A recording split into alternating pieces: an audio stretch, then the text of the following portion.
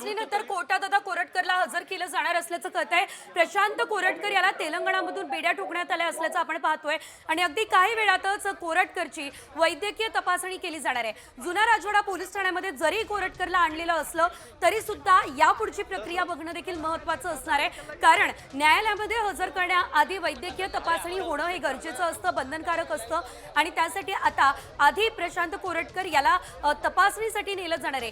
काल दुपारीच प्रशांत कोरटकर याला अटक करण्यात आलेली आहे आणि त्यानंतर आपण जर बघितलं तर आता त्याला जुना राजवाडा पोलीस ठाण्यामध्ये आणण्यात आलेलं आहे। मात्र कोरटकरवरती केवळ एकाच ठिकाणी नाही तर राज्यभरात अनेक ठिकाणी गुन्हे दाखल आहेत आणि त्यामुळे पुढची कारवाई बघणं महत्त्वाचं असेल। अधिकची अपडेट घेऊयात आमचे प्रतिनिधी रणजित माजगावकर यांच्याकडून, जे स्वतः जुना राजवाडा पोलीस ठाण्याच्या बाहेर उपस्थित आहेत। आपण जर बघितलं रणजित तर आता कोरटकरसाठी आजचा दिवस जो अतिशय महत्त्वाचा असणार आहे। गेल्या अनेक दिवसांपासून पोलिसांच्या हातावर तुरी देत फरार असलेला कोरटकर अखेर तावडीत सापडलाय।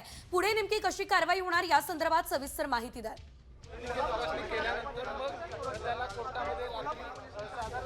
तब्बल महिनाभर प्रशांत कोरटकर याने पोलिसांना तुरी दिलेली आहे आणि वेगवेगळ्या ठिकाणी तो लपून राहिलेला आहे। बस एक महिन्यानंतर प्रशांत कोरटकर आता पोलिसांच्या ताब्यात आलेला आहे। यापूर्वी सुद्धा प्रशांत कोरटकरने कोल्हापूर कोर्टात आणि मुंबई उच्च न्यायालयातून आपल्याला जामीन मिळावा यासाठी अर्ज दाखल केला होता, पण आता त्याला अपयश आलेलं आहे, कारण काल दुपारी कोल्हापूर पोलिसांच्या पथकाने प्रशांत कोरटकरला तेलंगणातून अटक केलेली आहे। आता पुढची प्रोसेस जी आहे ती त्याला मेडिकल करण्यासाठी छत्रपती प्रमिला राजे रुग्णालयात नेण्यात येणार आहे। त्यानंतर दुपारी कोर्टात हजर करण्यात येणार आहे आणि कोर्टामध्ये पोलिसांच्या वतीने जी बाजू मांडण्यात येणार आहे ती बाजू मांडल्यानंतर त्याला किती दिवसांची पोलीस कोठडी देण्यात येईल याकडे लक्ष लागून राहिलेलं आहे। मात्र प्रशांत कोरटकर गेली महिनाभर पोलिसांपासून लपून राहिला होता, पळून गेला होता, तो आता सापडलेला आहे। दरम्यान प्रशांत कोरटकर याने पोलिसांकडे जो मोबाईल त्याचा दिलेला आहे त्या मोबाईलमधला डाटा त्याने डिलीट केलेला आहे, त्यामुळे तो डाटा आता रिकवर करणं गरजेचं आहे। तसंच प्रशांत कोरटकरला या महिनाभरामध्ये कोणी कोणी मदत केली, कुठं कुठं तो राहिला होता, या सगळ्या गोष्टी पोलीस सध्या तपास करताना आपल्याला पाहायला मिळत आहेत।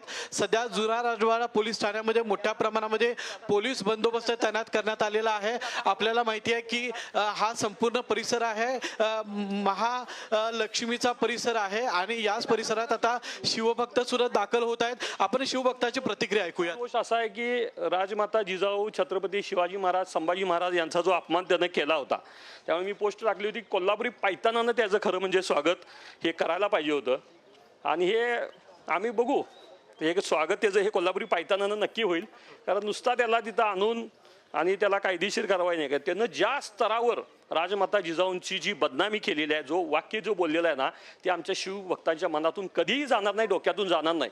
त्यामुळे त्याला शासन हे शिवभक्तच करतील, 100%। प्रचंड पोलीस बंदोबस्त गराडा दिसतोय पोलिसांचा त्याच्या। शाहिस्ते खान असाच लपला होता आणि त्यात शिवाजी महाराजांनी घुसून तिची बोटं कापली होती, ती गोष्टी वेगळी आहे। ते आमच्या मावळ्यांच्या रक्तात 100% मिळायला पाहिजे।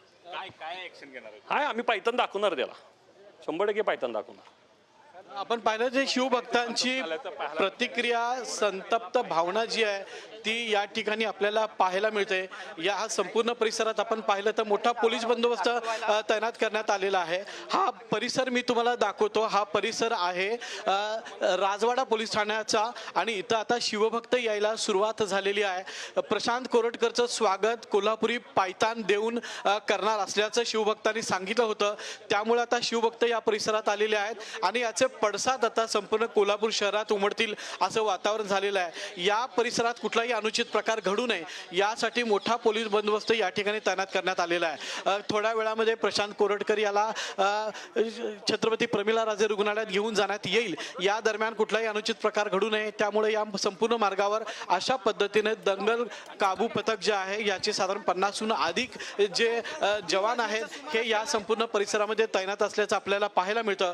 कोर्ट परिसरामध्ये शहरामध्ये सुद्धा आता मोठा पोलीस बंदोबस्त तैनात करण्यात आलेला आहे. आता प्रशांत कोरटकरला सुरक्षित कोर्टात नेता यावं यासाठी पोलिसांची रणनीती सध्या सुरू आहे. मात्र आपण जुना राजवाडा पोलीस ठाण्याचा जर परिसर पाहिला तर या संपूर्ण परिसरामध्ये मोठा पोलीस बंदोबस्त आहे आणि सध्या पोलीस आणि प्रशासकीय जे अधिकारी आहेत, पोलीस अधिकारी आहेत, हे त्याचा जबाब नोंदवण्याचं काम करतायत, कागदपत्र पूर्ण करण्याचं काम करतायत. या संपूर्ण परिसरात जे नागरिक येत आहेत त्यांना हटवण्याचं काम सध्या पोलीस करतायत. इथं कुठलाही अनुचित प्रकार घडू नये याची दक्षता सध्या पोलिसांनी घेतलेली आहे आणि हा संपूर्ण परिसर खरं तर रिकामा करण्यात आलेला आहे आणि इथं कुठलाही अनुचित प्रकार घडू नये यासाठी आता पोलीस तैनात झाल्याचं आपल्याला पाहायला मिळत आहे. निश्चितच रणजित, खरं तर शिवसैनिकांची आक्रमक भूमिका समोर येणं साहजिकच आहे. मात्र एवढे दिवस साधारणतः महिनाभर कोरटकर नेमका होता कुठे, पोलिसांच्या तावडीत तो का सापडला नाही, या संदर्भात काय माहिती मिळाली आहे का?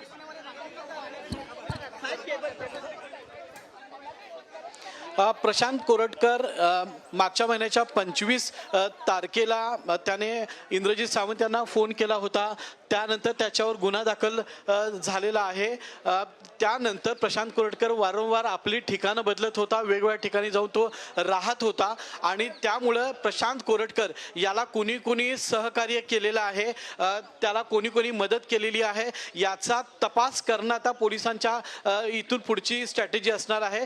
कारण दोन गोष्टींवर जास्त लक्ष केंद्रित होणार आहे. एक तर त्याने ज्या फोनवरून हा धमकी दिली होती, हा फोन केला होता, त्याचा पूर्ण डाटा डिलीट त्याने केलेला आहे. त्यामुळे तो डाटा त्या मोबाईल कंपनीकडून रिकवर करणं हे महत्त्वाचं आहे. आणि त्यानंतर प्रशांत कोरटकर जिथं थांबला त्याला प्रत्यक्ष ज्यांनी मदत केली ते नेमकी लोक कोण आहेत याचा तपास सध्या पोलीस करताना आपल्याला दिसत आहेत. काल प्रशांत कोरटकर याला जेव्हा पोलिसांनी ताब्यात घेतलं त्यावेळी त्याच्यासोबत आणखी एका व्यक्तीला सुद्धा, त्याच्या मित्राला सुद्धा पोलिसांनी ताब्यात घेतलेला आहे.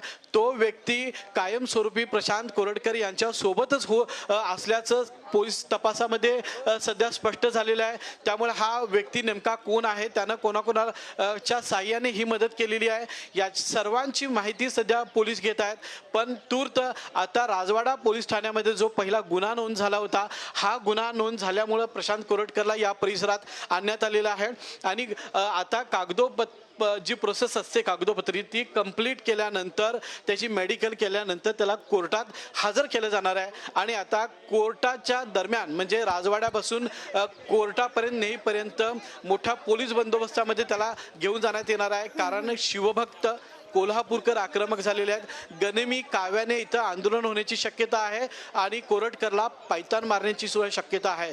त्यामुळं पोलिसांनी पूर्ण दक्षता घेतलेली आहे. सुरक्षेच्या कारणावर या संपूर्ण परिसरात सध्या बंदोबस्त तैनात केलेला आहे आणि सुरक्षितपणे कोरटकरला कोर्टात घेऊन जाण्याची तयारी आता आक्रमक झालेलं आहे. मात्र जसं तुम्ही सांगितलं राजवाडा या ठिकाणच्या पोलीस ठाण्यामध्ये आणण्यात आलेलं आहे, पुढची कारवाई होणार आहे. मात्र आपण पाहिलंय संपूर्ण राज्यभरात अनेक ठिकाणी कोरटकरवरती गुन्हे दाखल करण्यात आलेले आहेत. तर त्या पार्श्वभूमीवरती कोल्हापूर पोलिसांकडून इतर दुसरीकडे कुठे कोरटकरचा ताबा दिला जाऊ शकतो का,